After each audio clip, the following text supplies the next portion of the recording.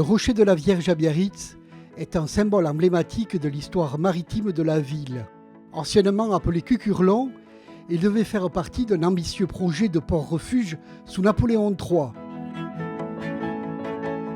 Le rocher de la Vierge est un témoin des défis du passé et de l'évolution touristique de Biarritz. Au XVe siècle, le rocher de Cucurlon, isolé par les flots, servait essentiellement de repère pour les pêcheurs.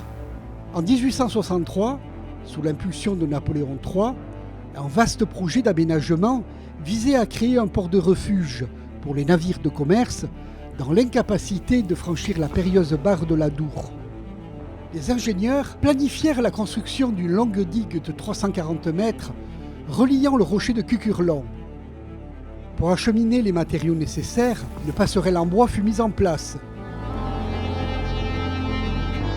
2 tunnels furent creusés, l'un sous le plateau de la Talaï et l'autre à Cucurlon.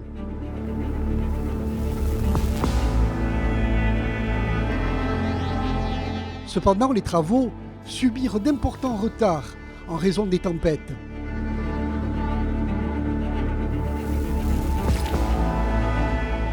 La statue de la Vierge, sortie des fonderies ducales à Bordeaux, fut bénie le 11 juin 1865 par le curé Cazot, en présence de toutes les autorités de la ville.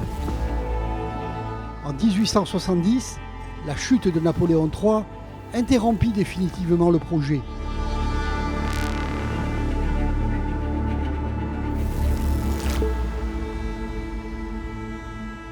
Ce n'est qu'en 1881 qu'une passerelle en métal fut érigée à l'emplacement de l'ancienne passerelle en bois, transformant ainsi le rocher de la Vierge en un lieu de promenade et de contemplation pour les visiteurs.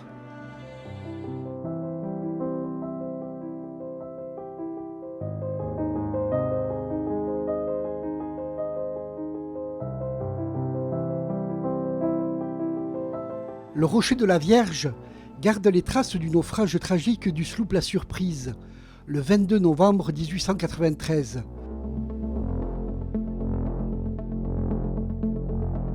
À ses pieds, le rocher à roc trucade a été renommé La Surprise et une croix y a été érigée en hommage aux victimes.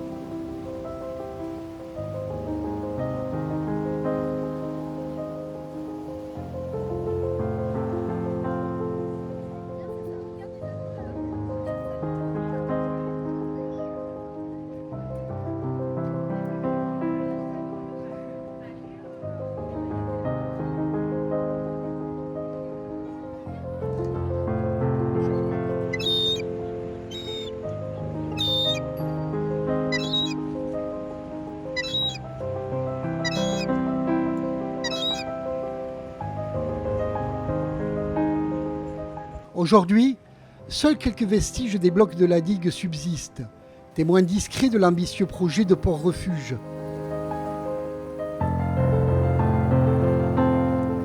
Bien que l'ambitieux projet de port de refuge de Napoléon III n'ait jamais vu le jour, le rocher de la Vierge est devenu un symbole emblématique de Biarritz. Il continue d'attirer les visiteurs, offrant une vue imprenable sur la côte basque.